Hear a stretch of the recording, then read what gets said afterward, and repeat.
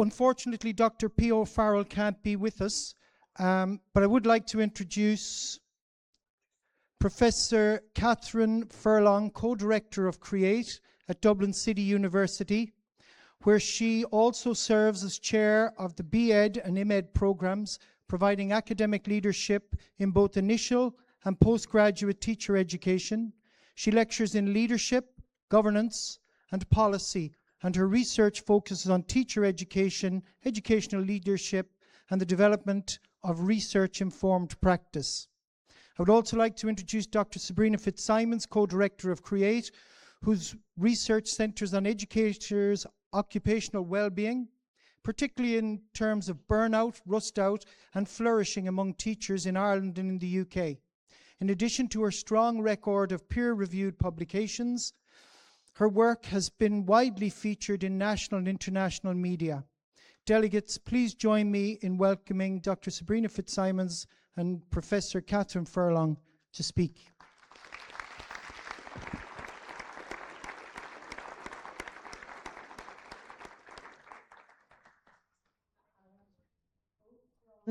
Common the man Moonsori is honor doing ve on seo iniu con kaint livse ve over ta an tava tak doing o old school balya clear she an taver na forlorn Cadia na Moonsori. Minister, President of the ASTI, distinguished guests, fellow teachers, it is our privilege to be here with you today to discuss a topic that's very close to, I would suggest, everybody's in the room's heart, that of teacher occupational well-being and the research that we conducted recently in the area. We know from the research internationally that teaching is a stressful profession. We also know, too, from that international research that prolonged stress not only weakens one and gets you down, but it can lead to serious mental and physical complications. While there is a growing focus on pupil well-being, there is less attention paid to teacher well-being.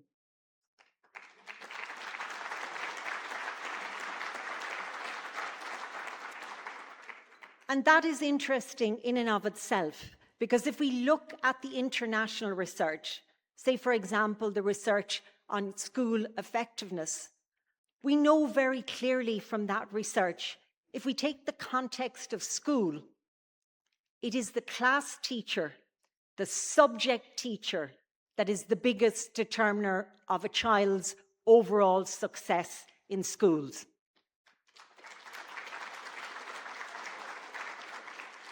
Teachers take on the responsibility for the holistic development of children, and part of that is their well-being. But again, drawing from the international research, how can we support, or any adult support, the well-being of another if our own well-being is under question? To address that dearth in the research on teacher well-being was one of the primary motivating factors that we conducted this research.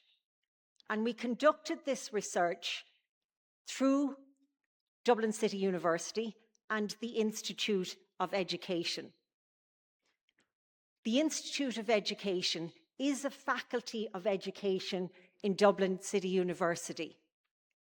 And it's the only faculty of education in an Irish university, one of very few internationally. And that's really important. It was certainly important to myself and Sabrina here and Pia, who unfortunately couldn't be with us today, because it shows that Dublin City University privileges teachers and teacher education. Because more often than not, what happens is that schools of education are small schools within a larger faculty of humanities and social sciences within the university.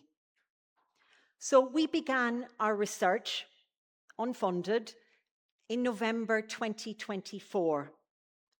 We completed that research in March 2025 and published the top-level findings in April to considerable media attention.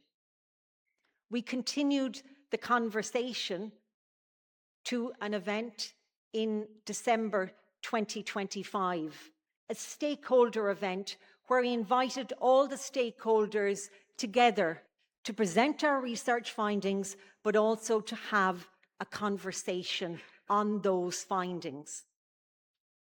Now, I said one of the primary motivating factors for the research was because there is a dearth of large-scale studies within the Irish context. But the second motivating factor for us conducting this research was because we are teacher educators. We're formerly teachers. Myself and Pia worked in the primary sector, and Sabrina is one of your own, a secondary school teacher. Working within the university, we have the privilege of not only working with young, enthusiastic student teachers, but we also have the privilege of working with teachers who return to engage in postgraduate studies with us. But we also have the privilege of working with many of you here today that support our students on placement. We couldn't do our work without you. You opened the doors to allow our students in and to allow us in. And as we, over the last couple of years, interacted with our students on placement, but more particularly interacted with teachers who support our students on placement, it became very clear to the three of us that teacher well-being is an issue, that teacher burnout is an issue, and that stress is an issue in classrooms right across the country. We could see that anecdotally, but we needed, as researchers, to gather data to see what does that landscape look like. So we conducted our research. So part of our remit as teacher educators is to research. And we conduct our research through CREATE, a centre for collaborative research across teacher education. And there are many fine research centres in our faculty and indeed in Dublin City University at large. But given that I'm not on DCU soil here today, I think we'll be brave enough to say, Sabrina, that we think CREATE is one of the best. Maybe that's our bias as teachers showing, because the research that we undertake through that centre is exclusively on teaching, teacher educators, and teachers. So, as I said, we conducted a large-scale mixed methods study right across primary teachers and post-primary teachers in the country. We are here today to present our findings, some of our findings. But more important for Pia, Sabrina, and I is that we are here to share with you, to create a platform for the voices of the over 1,200 teachers that completed our survey.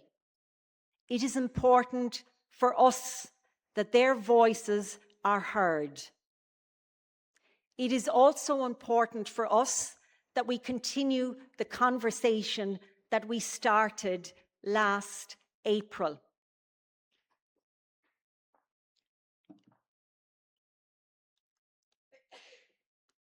We're mindful at this time, as we present our data to you, of the essayist. I'm not sure if any of you are aware of him, but James Baldwin, an American essayist. In the 1960s, one of his essays is entitled, "All the Truth that one could bear.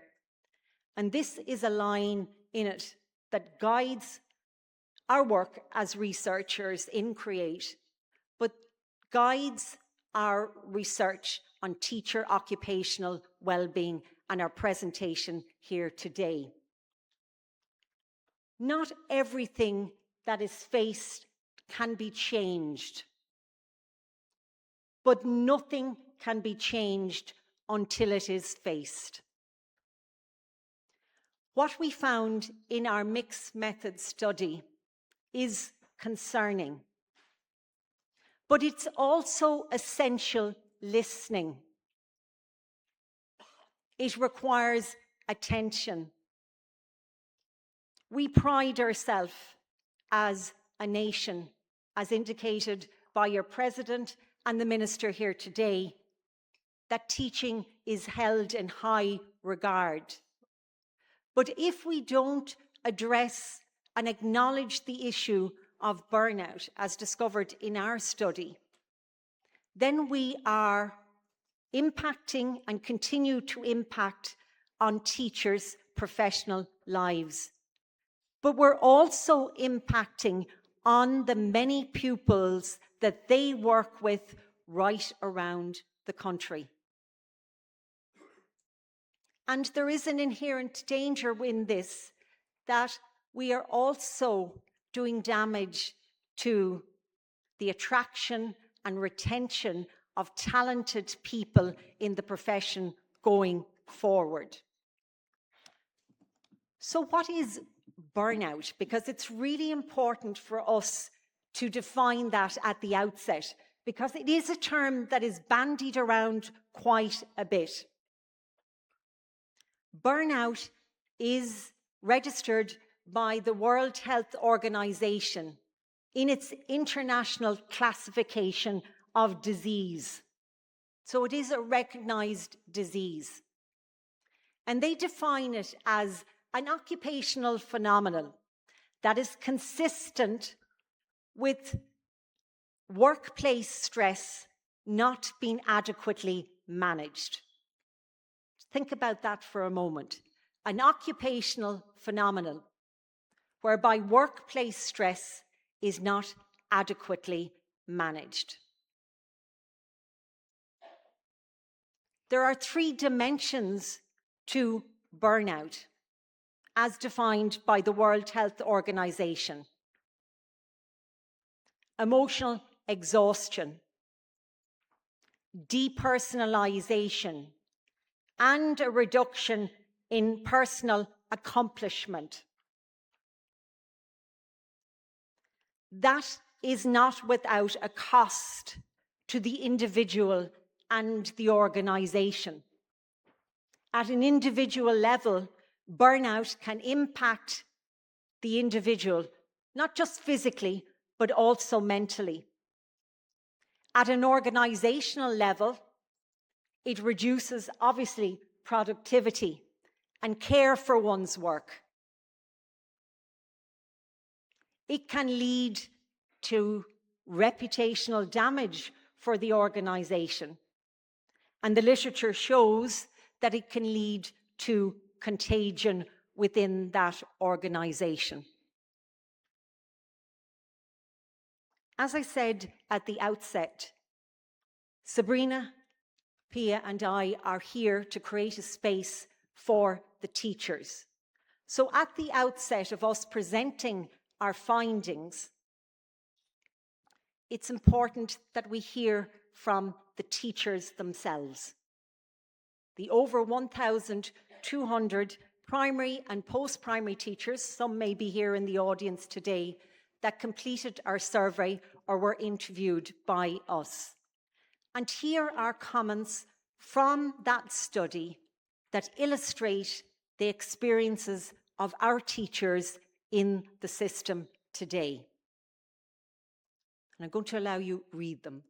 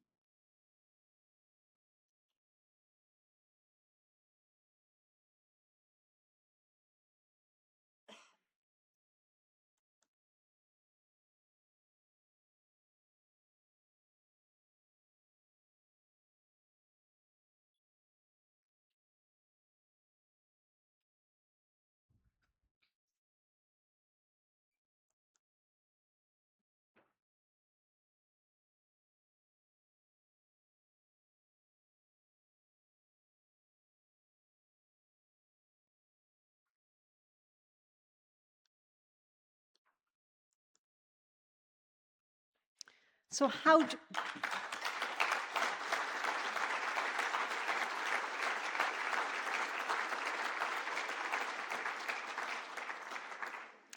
do we understand the story of burnout in Irish teachers today?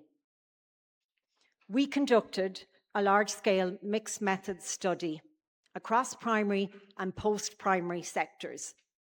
It's important to point out it was an unfunded study. There was no external funding for this research. And we focused on a number of key questions.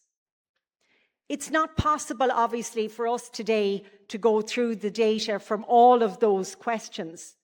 So for the purpose of the presentation here today, we're going to look at 3 key questions, the data emanating from those 3 key questions. First one, is burnout an issue for Irish teachers? What are the primary stressors contributing to teacher burnout and poor mental health in teachers? And the third question, what are the protective factors that contribute to teacher well-being and allow them to flourish in the profession? As I indicated, we used a variety of data collection tools within this research. The first element, and it's itemized there, was the Copenhagen Burnout Inventory. This is a well-recognized and valid tool that's used in research settings and medical settings to identify burnout and classify it.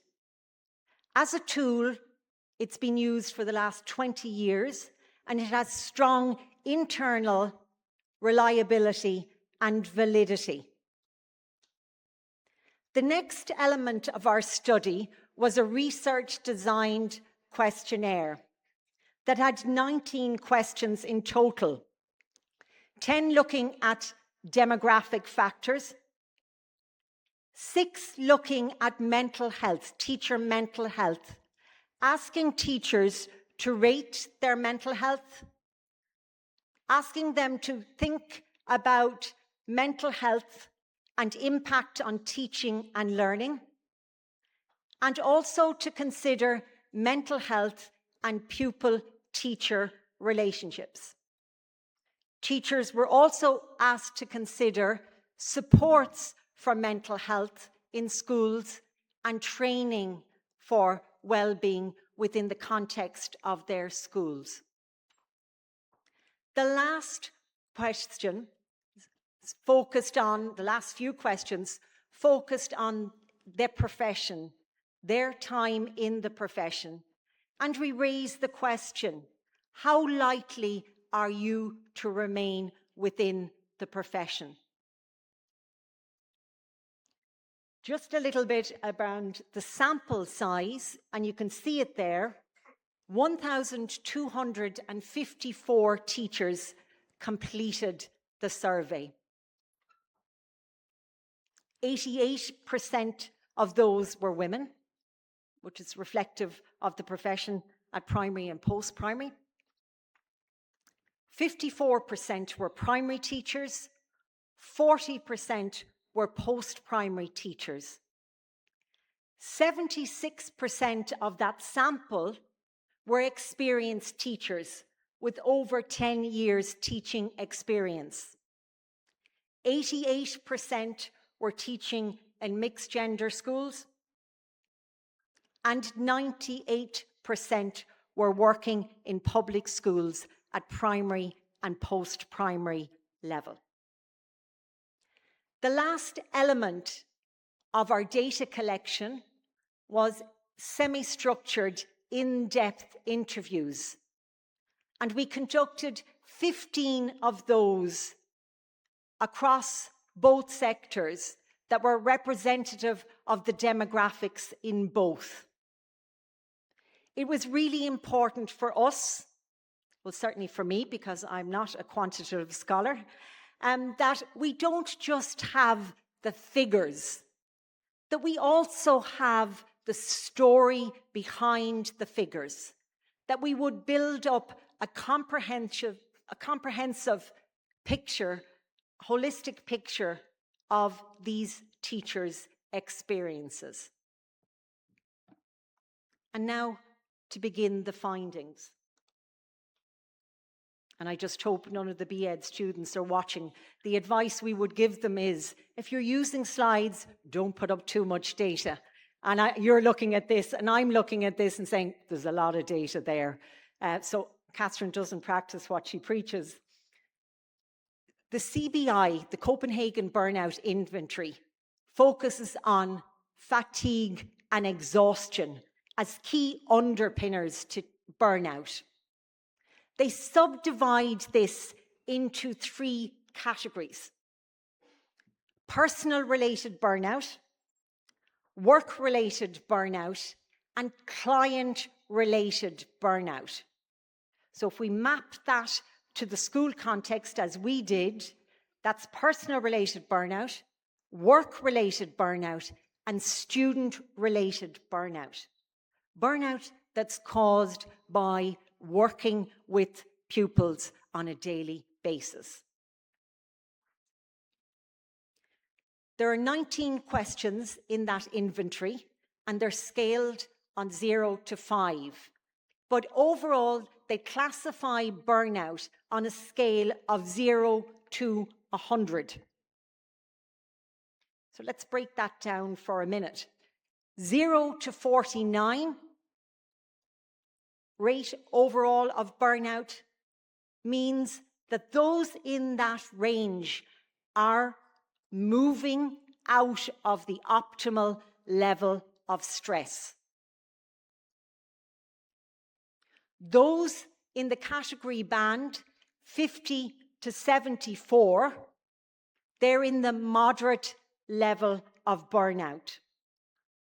While those at 75% or higher are in the high level of burnout category. And it's really, really important that we point out that if you're at a burnout level of 75 or higher, you certainly weren't filling in a questionnaire from us. It is likely that you are off work under medical supervision. So if we look at the scores then, and if you're going to look for an overall indication, the one that you look at, well, the Copenhagen Burnout Inventory suggests you look at is the personal burnout rate. So the mean scores, personal burnout, 64.6. Work-related burnout, 65.4. And student-related burnout at 42.7. It's not the students that are driving burnout in teachers. So what's the overall prevalence then? So that's the mean scores.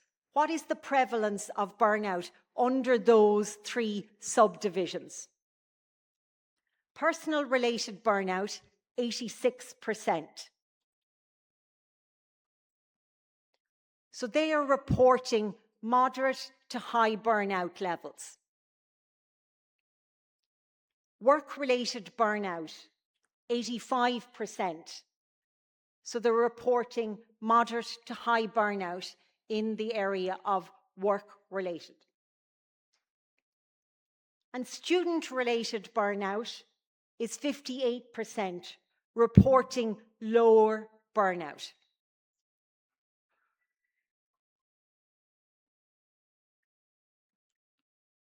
That is not insignificant. But again, you see very clearly that it's working with pupils that is not driving burnout, but rather it's other factors. In analysing the quantitative data, we found no statistical significance between demographic variables and teacher burnout. If we translate that, time in the profession, the sector that you're working in, whether you're working at primary level or post-primary level, whether you have children or don't have children, they are not the factors that are driving burnout in our sample. But rather, what's driving burnout are the systemic factors. And what do we mean by that? We're talking about issues of workload, issues of high and parental expectation. We're talking about issues of toxic school cultures and poor or unsupportive leadership. We're also talking about the challenges of diverse needs within the classrooms at primary and post-primary level. And to tease that out a little bit more, Sabrina is going to take you through a closer look at our findings.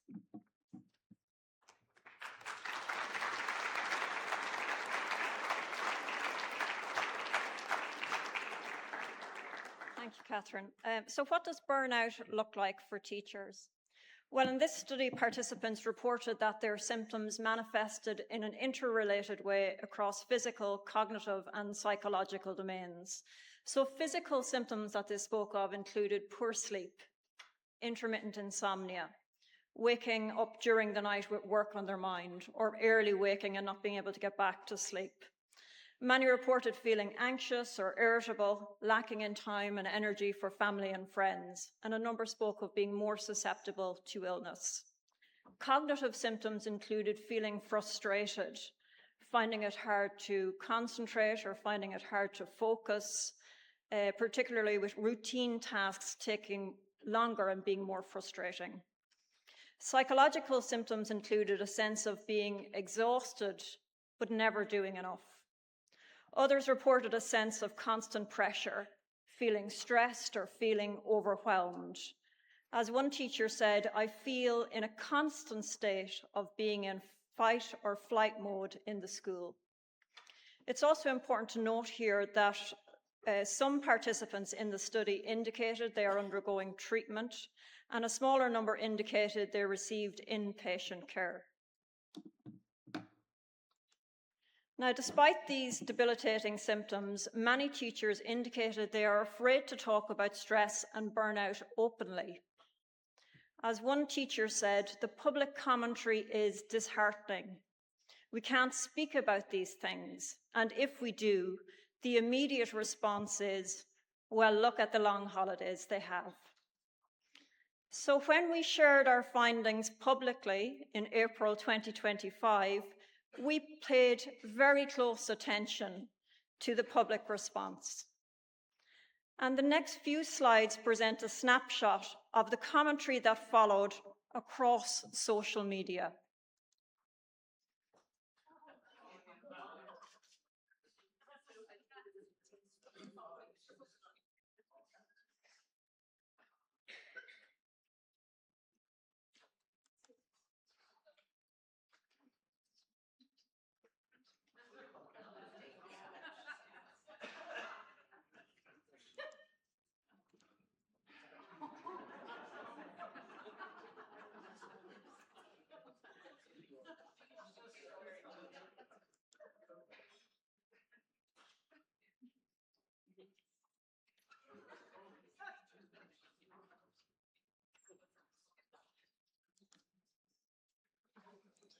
So some of the commentary was also directed at the research as well.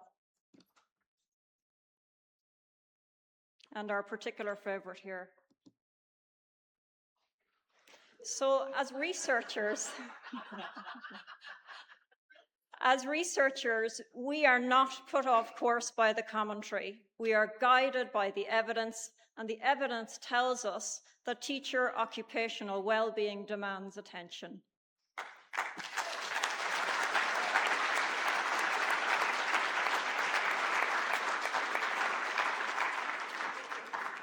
And this is why sustained attention matters. In our sample, 42% indicated that they do not intend to remain in the profession long term. So we think the best description of burnout is by Fitzsimons, who reminds us that burnout is rarely sudden. It is a slow and hidden process of psychological erosion. And like our AI frogs here in the saucepan, when the heat rises gradually, the danger is not always immediately apparent. So what is turning up the heat for teachers in Ireland? We identified several factors. They are dynamic, they are interconnecting, and we'll focus on 3 today. So the first is work overload. So participants across both sectors spoke about not having rest periods during the school day, eating their lunch on the go or not at all, working late in the evenings, weekends, to keep up with admin, lesson planning, resource planning, and assessment. Many reported that work overload is directly related to curriculum change. As one primary teacher noted, the curriculum is overloaded, there is constant change, one new initiative after another. While a post-primary teacher noted, the changes are just brought in. You are not respected as a professional by the curricular experts.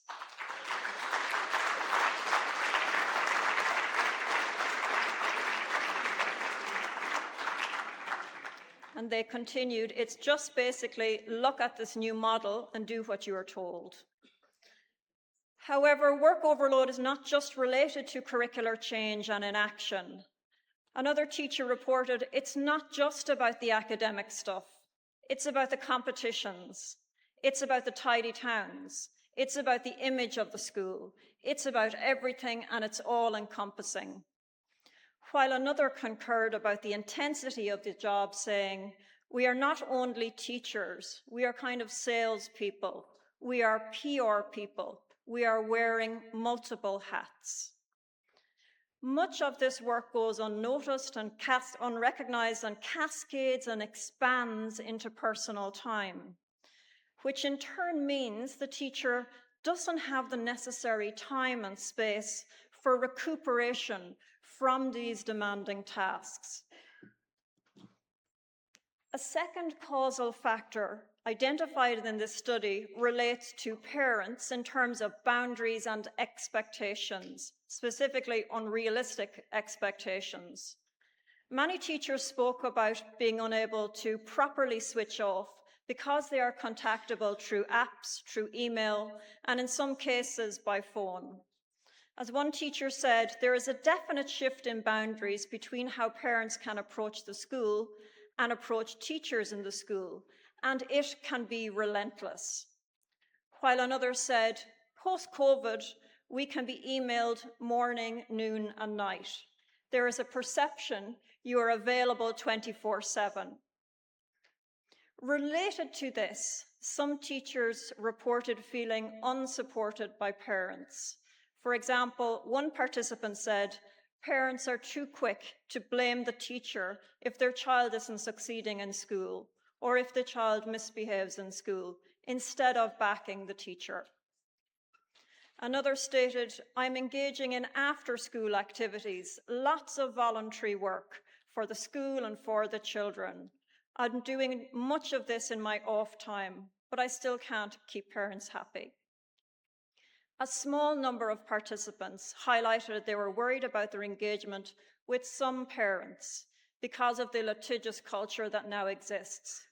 For example, some teachers reported receiving AI-like generated legalistic messages and responses, making communication feel formal or indeed unnecessarily adversarial. While others cited the personal stress and upset that is caused by some parental WhatsApp groups that inflate benign issues or seek to rank or rate teachers' performance, creating a climate of scrutiny. And again, these factors create an always-on culture and add to the emotional weight that teachers are carrying. The third contributory factor we want to highlight today relates to the challenges of supporting children with special education needs. Overwhelmingly, teachers spoke about wanting to be inclusive, wanting to do their best for every child in the class, but particularly for those with SEN. And it's important to note here that the definition of SEN is broad. It includes physical disabilities, learning disabilities, social and emotional difficulties. Our participants highlighted a lack of resources for students with SEN and a real sense of frustration and disillusionment around this.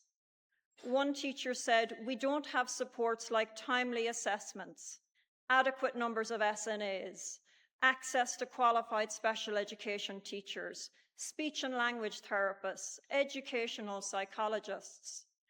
While another said, "We are working with some children who have high levels of needs and no interventions to support them.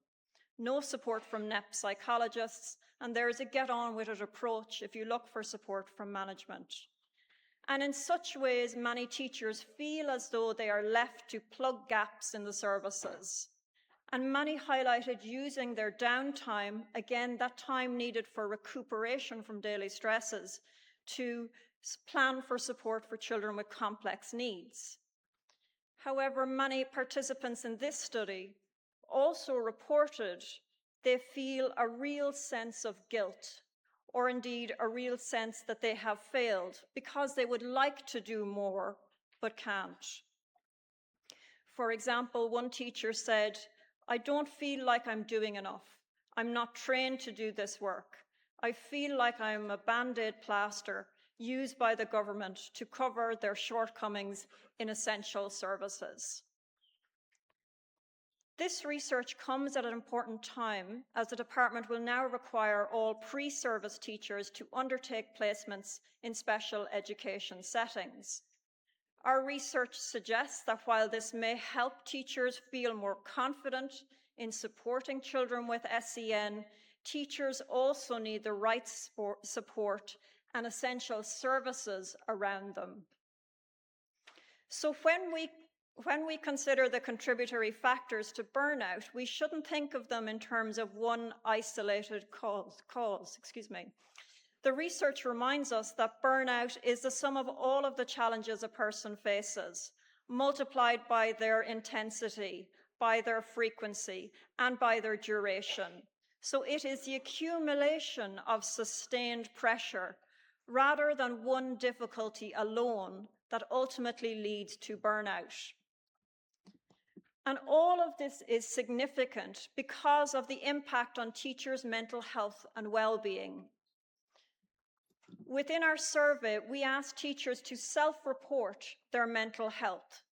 28% rated their mental health as poor or very poor. This is concerning in and of itself, but it is also important to consider what this may mean for teaching and learning. Among those who had rated their mental health as poor or very poor, 17% reported that it was affecting teaching and learning in their classrooms. So when we put these findings together, the message is clear. Burnout and poor mental health and the pressures driving them are not only workforce issues, they have consequences for teaching and learning and a child's overall success. And we all know here that children spend most of their waking hours in school. Therefore, teachers play a very significant role in their lives. And we also know that for some children, a teacher or teachers are the only significant adult in their lives. Therefore, teachers matter. If we want pupils to experience schools as places of stability, as places of care, as places of support, then we would all agree that teachers themselves must be supported to stay well.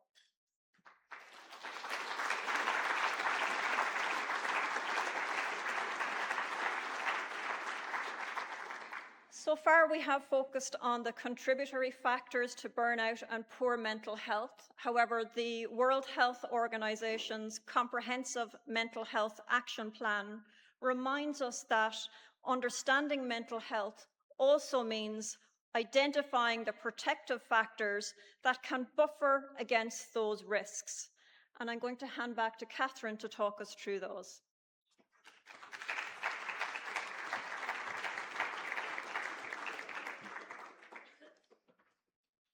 Back to the frogs.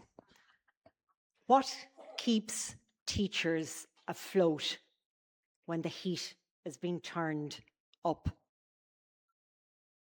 We ask teachers to identify the protective factors, the factors that protect their well-being in the context of their work.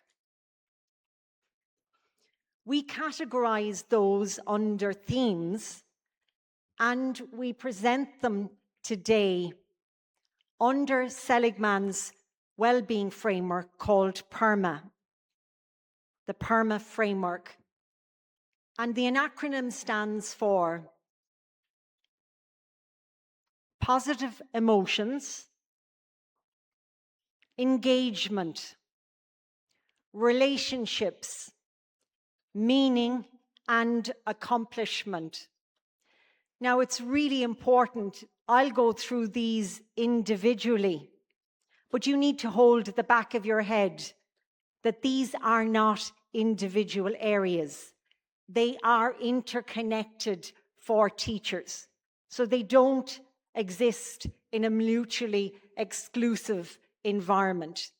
They are interconnected and they relate together.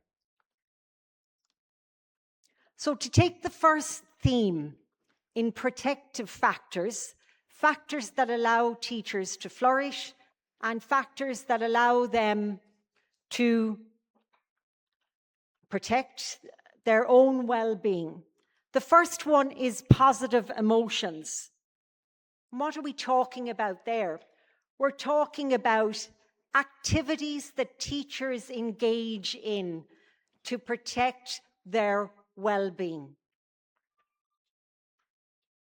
Teachers in this data set commented that positive emotions are not incidental, but rather they are the deliberate attempts by teachers to maintain a positive outlook and well-being.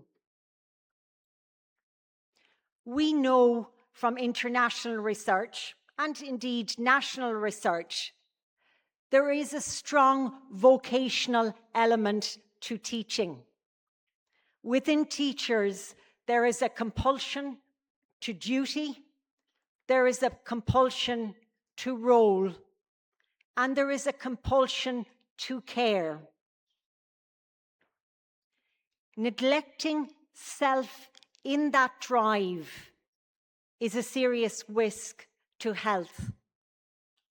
So for the teachers in this study, what were the things that they engaged in to create those positive emotions and to maintain well-being?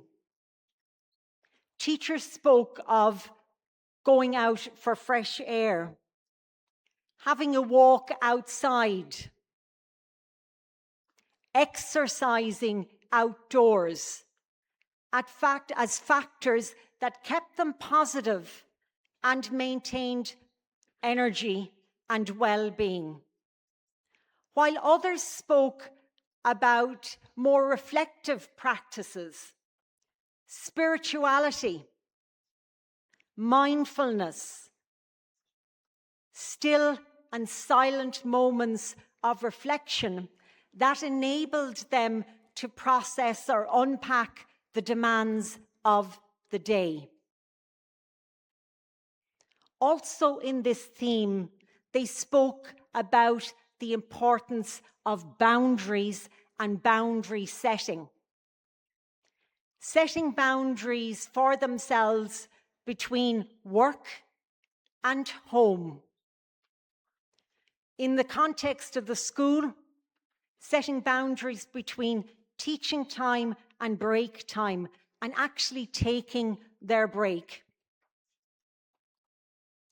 But they also spoke about limiting their exposure to negativity within the context of school, but particularly in the context of staff rooms. And staff rooms are complex places where there is that positivity, but there is also that negativity. But it's important, certainly we found, to recognize, teachers said that that boundary setting, though a protective factor, it's something they found very difficult to do. The second protective factor sits in with the realm of engagement. When teachers are fully engaged with their pupils in teaching and learning, they feel protected. We refer to this as in the flow. Teachers in this data set pointed out the importance of predictability, being prepared, being planned, knowing what's coming next, and having practical supports in place to deal with the unexpected, to deal with challenges. Teacher engagement is supported when they are engaged in the core business of teaching and learning, where they can set aside or not be overwhelmed by the many cascading factors that Sabrina spoke to earlier.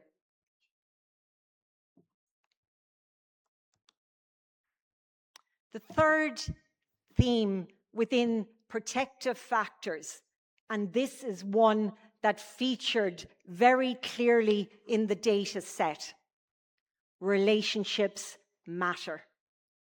Relationships are really important for teachers.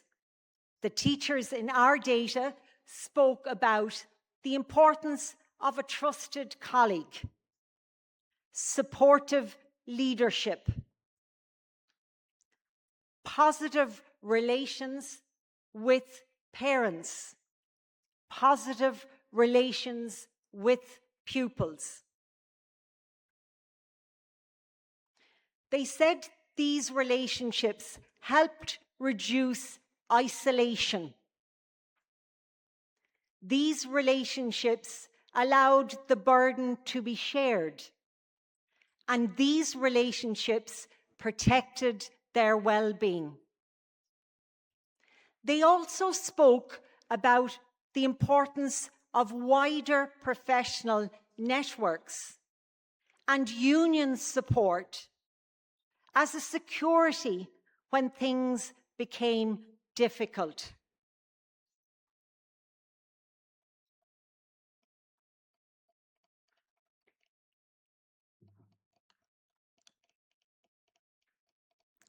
Meaning.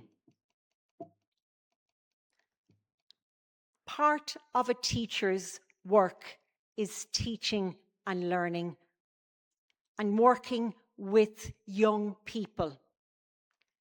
This is the part of the work that gives teacher meaning. Teachers spoke about purpose. Their work with young people gives them purpose. And they derived a great deal of intrinsic motivation from watching children in their care grow and develop. As one teacher pointed out, it's not always the big wins, the H1s, the 625s. Sometimes it is what appear to be smaller wins. And that teacher spoke of a pupil who came to their school, whom they all collectively believed would not be able to undertake the junior cert. And there was great joy among the staff when that pupil undertook the junior cert and passed. Another thing a primary teacher spoke about, a young boy in her classroom, a terribly shy young boy who was very reluctant to speak in front of his peers in his classroom. She said the joy that she got from watching him present his poem to the whole school at assembly was something astounding. That gave her a strong sense of meaning. So it is the core business of teaching and learning that gives teachers meaning. Even when the wider climate is challenging, it's very evident in that data set that meaning given through their core work of teaching and learning is a stable for teachers. The last protective theme is one of accomplishment. It's described by the teachers as being able to do the job well, being prepared, able to work collaboratively with colleagues, have supports in place to support them. They all give them a sense of accomplishment. But it's important to recognize too that within that data set, teachers were clear that accomplishment is context dependent.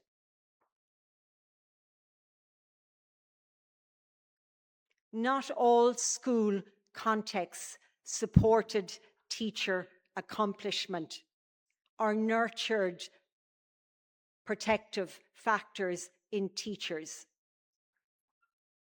Some were less supportive and didn't allow for that protective factor of accomplishment to emerge.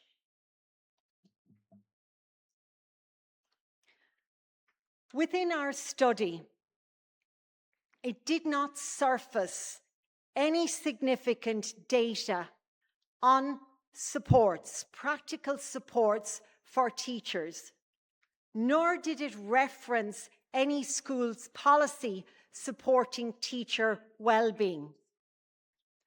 While teachers, some of them, pointed out supports that were available, they also were concerned to point out that they believed them to be somewhat tokenistic and not substantive. While teachers highlighted the importance of self-care practices, they were very adamant that self-care practices alone will not cure teacher burnout. And that is well supported in the international research literature on teacher burnout. Whilst important self-care practices, if teachers are to flourish, the systemic factors highlighted here today need to be addressed.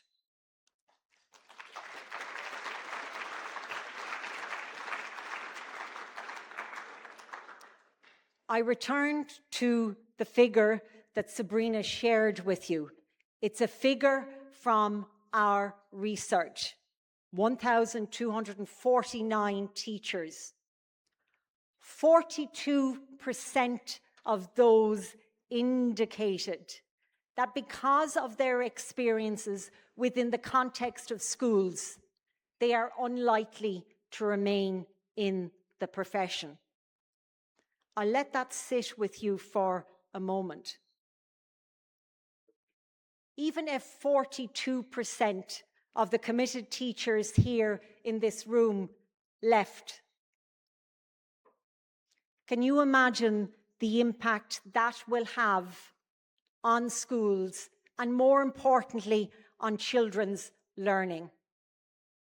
We pride ourselves, and rightly so, that teaching and the profession is held in high esteem in Ireland, and that we continue to attract highly talented individuals into the profession and retain them into the profession. Our concern, looking at this data, is how long can we maintain that? The systemic factors that we have identified need to be addressed to allow both teachers and students to flourish. And this isn't about pointing blame at any individual group or collective group. This is not a problem that is going to be solved by any one individual. This requires stakeholder responsibility, stakeholder commitment and courage to listen to the voices of teachers and to address their concerns. We return to James Baldwin. Not everything that is faced can be changed, but nothing can be changed until it is faced.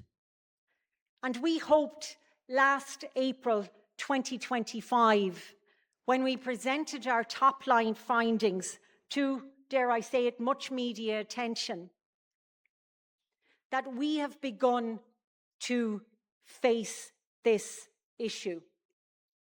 We hope by sharing with you the findings of our research, and more importantly, the voices of the many teachers who completed our survey or were interviewed by us, that by having these conversations, the change can happen. On behalf of Sabrina, Pia, and myself, we want to thank your president for inviting us to be here with you today to present our findings. We also want to take this opportunity to thank the 1,249 teachers across the primary and post-primary sector that engaged in our survey. The conversation for us doesn't end today. At the moment, we are surveying principals. So if there are any of you in the audience, please make sure that you can complete our survey. Or when you go back to schools on Monday, encourage your principal to do so. Because we want to get a comprehensive picture of not just teacher occupational well-being, but school well-being in a holistic way. Go raibh míle maith agaibh go léir.